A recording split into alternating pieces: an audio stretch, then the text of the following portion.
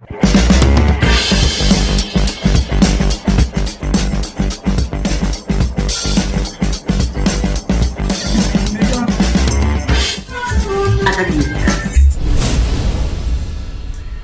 guys, I guess you all know whenever I come and sit here, it's about to get down.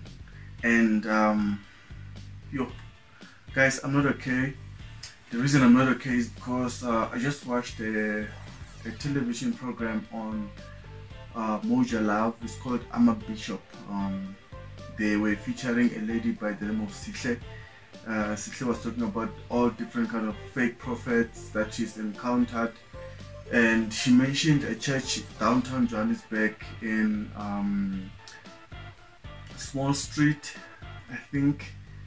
What do you call that place? I think it's called Marshalltown. Yes, that church is in Marshalltown. She mentioned the name of the church is called Impact for Christ. So I just wanted to make an awareness. This episode is quite funny because it is a little personal, because the lady Sihle on Zanzi channel, or there on what called DSTV, she exposed the pastor there. I think the pastor's name there is Mr. Banda or something. I feel the Banda or something. She was talking about the man of God there and how she got abused in the church. She was staying in a mission house and all these things happened, all different kind of things. I mean, her family, her mother is almost like brainwashed in the church. She's a staunch supporter of that church, her mother, and then it looks like her family and herself are now far apart like this because of the church, of course. And I felt the story resonating with my life or myself. You know, I'm sorry to bring this one up, but I believe Sihle, because whatever she was saying there, it's true. I have a personal experience with the church because I have a daughter. I have a daughter who attends that church, and now I'm scared because she mentioned things like rape or sexual abuse, financial abuse. So I'm wondering, because my daughter attends that church, and I'm not scared that what's going to happen to her. Even the issue when she addressed the fact that the church almost brainwashes people, and then all of a sudden, if you are a staunch supporter, then you are cut off from your family. I mean, I can attest to what Sihle was talking about there, because I haven't seen my daughter in almost 10 months now, you know. And not because I don't want to see my daughter, it's because I am blocked from seeing my daughter, and it looks like the church is very involved in making sure that I don't see my daughter. I don't want to talk a lot about what the church or what's happening there.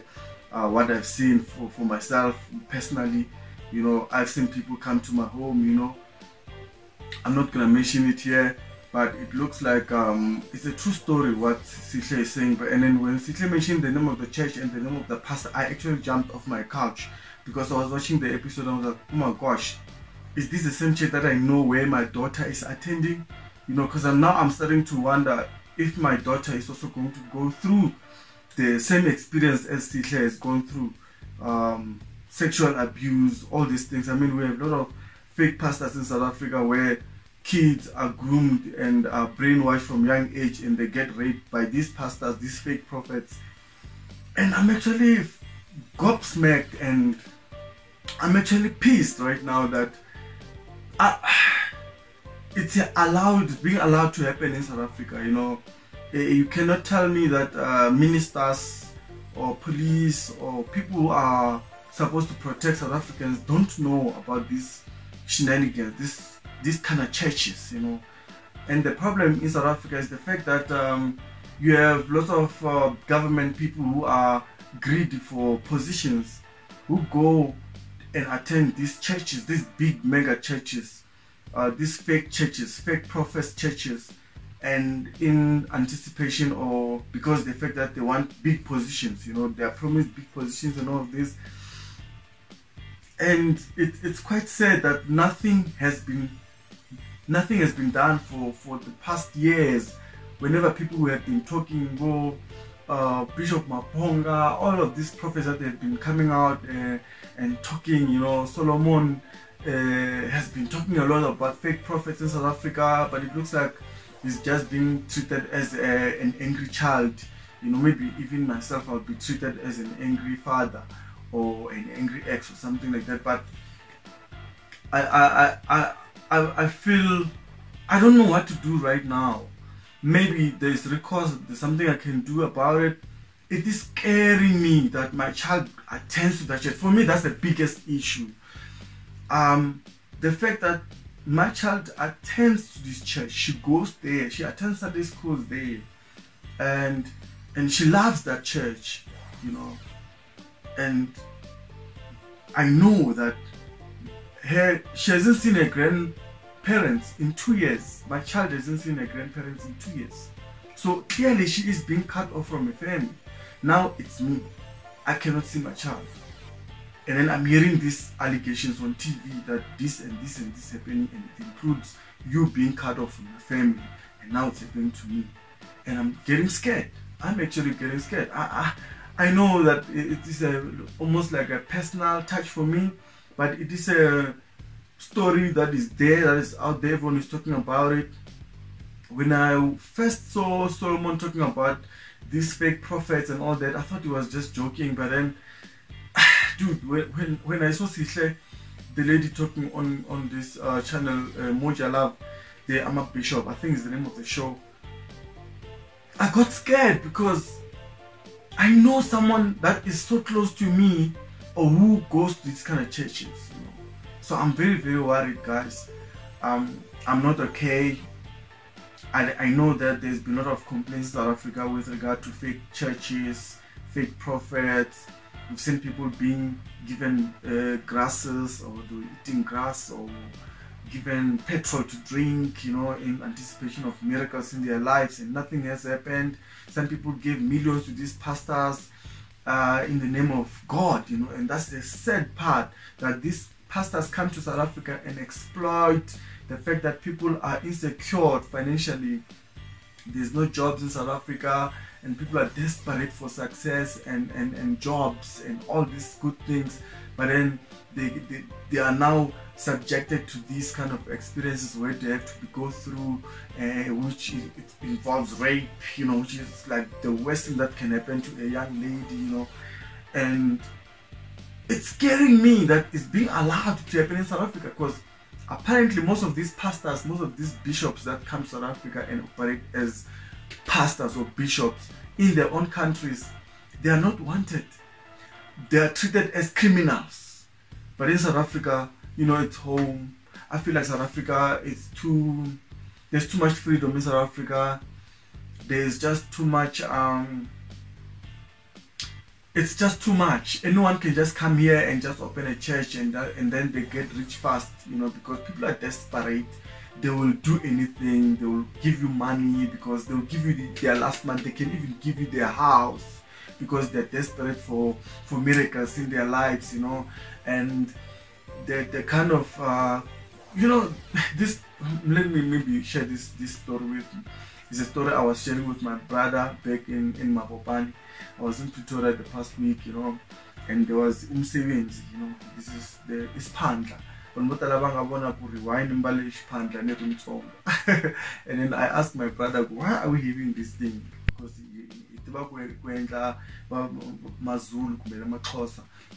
and my brother was telling me that no, you know, so traditionally, originally, we finally regular Shipandla. And it was the first time, you know, I go through that, and I was like, oh my gosh. So we've been brainwashed to think that anything traditional, it is evil, you know, because the gospel that we're fed is that Ibului and it's witchcraft and all these things. But I never saw any witchcraft, you know. All I saw, it was that God was involved in everything. It was more religious than anything else. It was more spiritual than anything I've seen, and I felt more closer to God actually, which is it was quite weird, you know. But then with the understanding of the fact that I have to honor my culture and my tradition and honor my God, you know, through my tradition, through my traditional way, because the more we are brainwashed as black people, is the more we are not able to tap into the things that we are trying to chase with these fake pastors and prophets. The fact that we are told that we are not supposed to consult with your ancestors, because your ancestors are actually your angels. Those are your angels that God sends to your life to help you with in different kind of life situations, you know. And I'm like, oh my gosh, it's interesting that the gospel that we fed previously is the gospel that says that everything African is evil, everything African is bad, and it shouldn't. And that kind of gospel, that Western gospel that came to us, it was trying to cut us off. The same thing that's happening in the church in downtown, where people are cut off from their families. We're being cut off from our roots, where we're supposed to get all these things we are trying to chase, whether it's success, whether it's good life, happiness, joy, peace of mind, you know. Because we are trying to chase all of those things, and we will go to these charismatic churches, and we are told that we must cut off everything that is us, because Ispanda is us. But then we are told to not honor those things because it's evil, it's witchcraft. And honestly speaking, it's not witchcraft.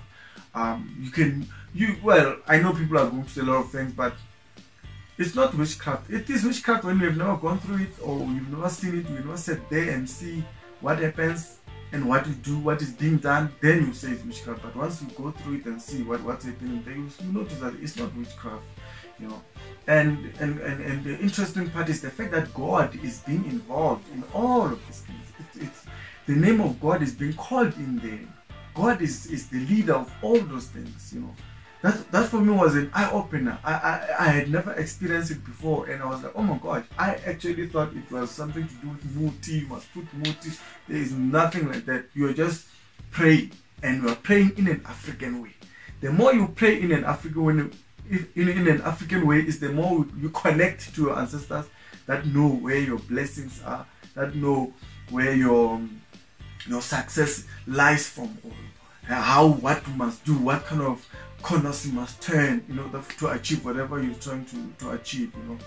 Because we are told Abraham's blessings are mine, but I'm like, Abraham's blessings, Abraham is an ancestor to someone else, but not me. My ancestors are not Abraham, you know.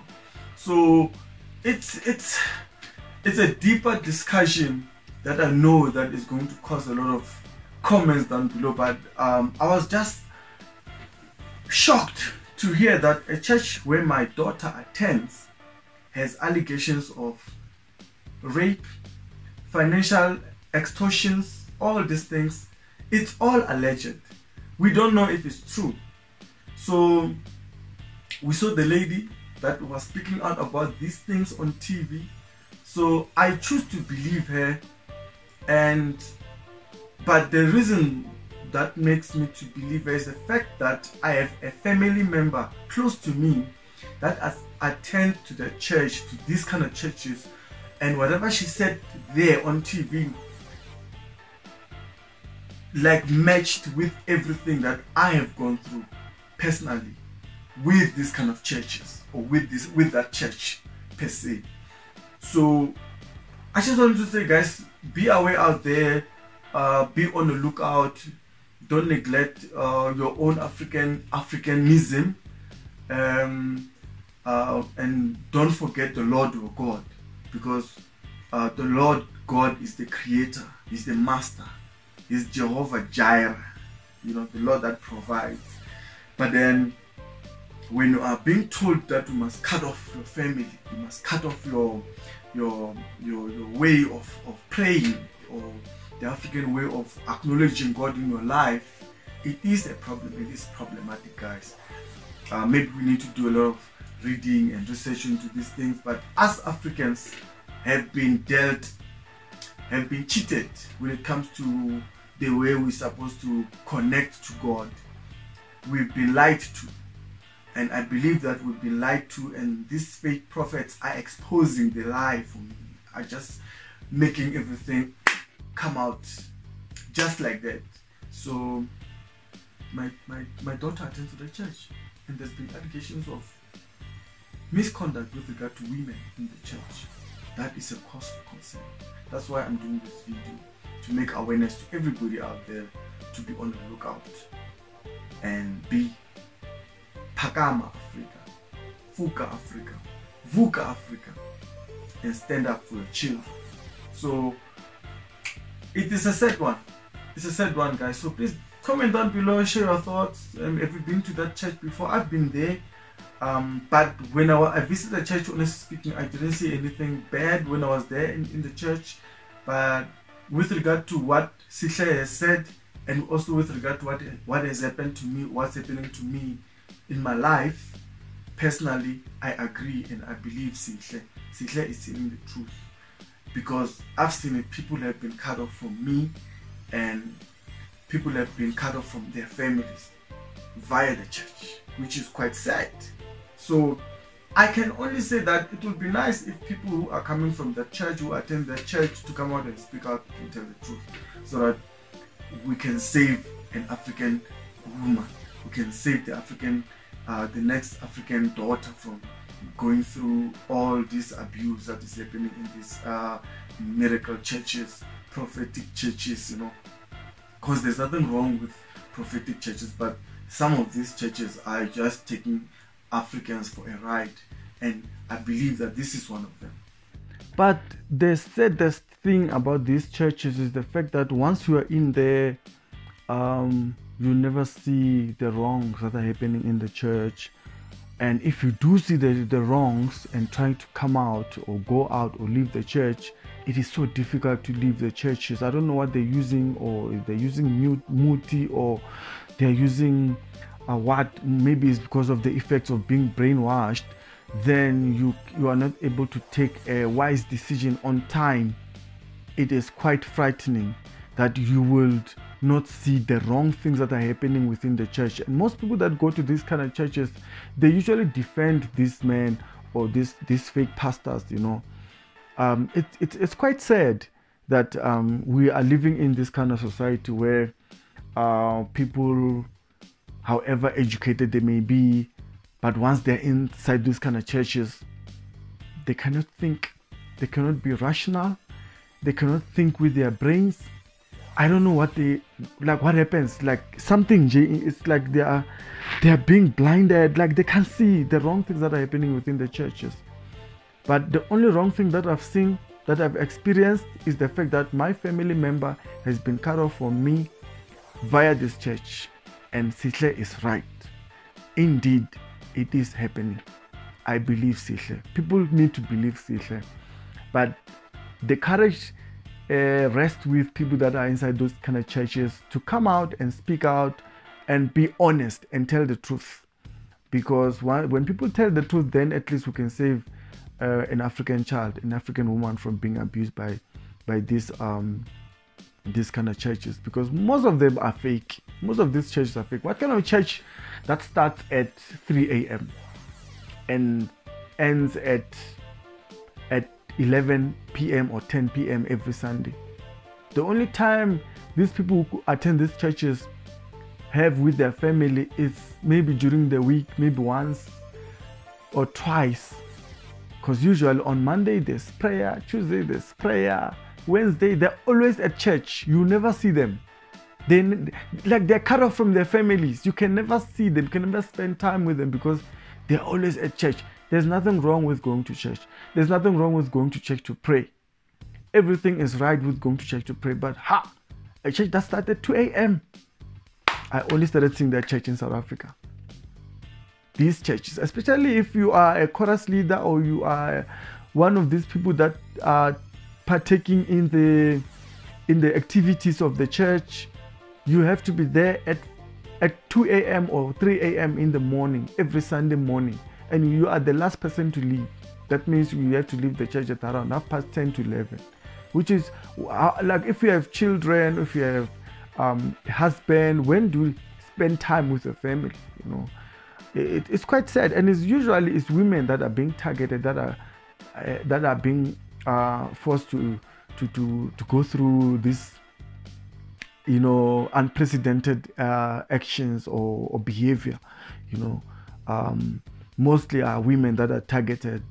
You find that they're always at church, they are always praying, which is right, but you cannot be at church 24/7, 7 days a week. No, that can't be right, because there you are slowly being cut off from your family.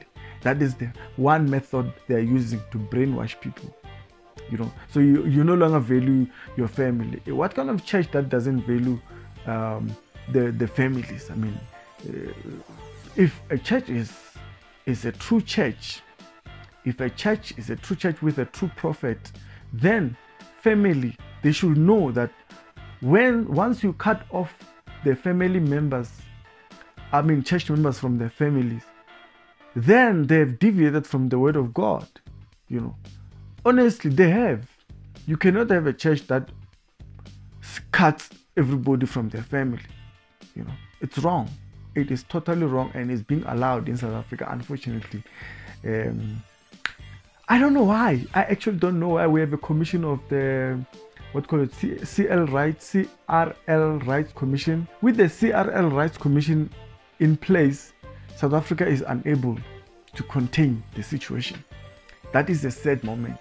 We have people that are being extorted, their money, their houses, their pensions, their salaries.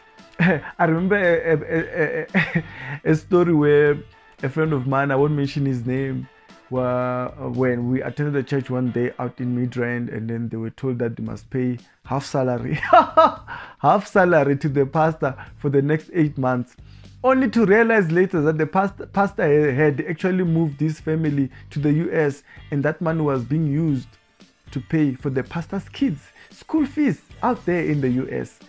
Half salary, Baba. And they were not telling them what was the half salary for. Apparently it was for building fund, what. I've been in churches where people contributed building fund for years, for 10 years, and there's no structure even today. Lots of churches out there in Johannesburg are doing that, where they get money from the congregation in lieu of building fund. People just want to fund their lifestyles. They buy themselves big cars and drive in big cars and stay in posh houses, in very expensive suburbs, in South Africa. It's happening. It is happening. These pastors are here to steal from most of us. I've been a victim of this kind of theft, where a pastor lies to us about offerings and all these things. And up to today, I've never seen a structure of the church. But then 10 years ago, we were paying building fund, Baba, tithe, everything, every day. So it's quite sad. And then people can only attack these foreign pastors, but this shenanigans is also being done by South African pastors. A lot of them. Some of them have led jobs, to go and be full-time pastors, and only to depend on the pensioners, people who have pension money, like people are working hard with their hands, but then they just see an opportunity to exploit. It's quite sad, It's quite sad. So yeah, that's all I wanted to say today, guys. If you have a comment down below, if you've ever been through these fake miracles, fake pastors, fake prophets, because we have a lot of them in South Africa, please share your experience down below. Let's discuss it. Is it true that people get cut off from their families? I believe it's true, because it happened to me. It's happening to me as I speak, and it's quite sad for me. It is quite sad. I just don't know how to express the sadness, but it is sad that it's happening and it's being allowed to happen. I thought we have a government, but the government is busy looting, taking money for themselves. We've seen it with COVID money. There's a commission out in Parktown. There's all these things that are happening in South Africa. People are just focusing in their stomachs, but not to protect the society. Not at all. Everybody is thinking for themselves. So if you thought you have a government, or you have people that are going to stand up for you, Daki, you are on your own. Take it from me. Daki, you are just on your own. You can run to a church, you can run to politicians, you can run to everybody. They will milk you dry. They will do that. They will see an opportunity. Everybody in South Africa is just looking out for themselves.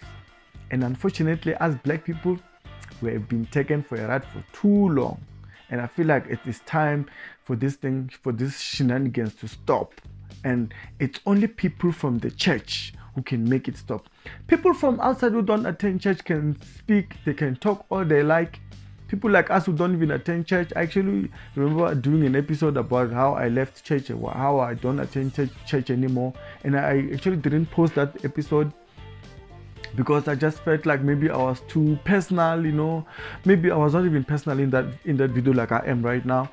But I don't know. But I was not comfortable sharing that kind of experience of how I left church and why I don't go to church anymore. But all I've seen in church is because people are just there to exploit. They are there to get rich, most of them. There are some good churches, there are some good pastors, of course. I've seen a lot of pastors, especially pastors from home, you know.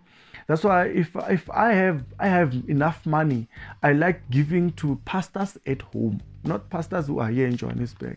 Yes, there are good pastors in Johannesburg that I know personally, and pastors that I also believe in their ministries. But I feel like there's people that are operating from the villages who are always neglected by these people who graduate and come and live in Johannesburg. But then they forget where they come from. They forget about their pastors at home. They forget about their churches at home, you know. Because I feel like those are the churches that if you feel like you want to give, you should be giving to. If you feel like you want to offer, you should be offering to a village church, your township church. The church that brought you up. A church that fed you with a proper word of God for you to realize or to get to know who God is. You know what I mean? But then we are being blindfolded here in Johannesburg to believe that these miracle churches that are mushrooming here in town are the ones to go, and then you take all your money, your salary, you go fumbela, you know.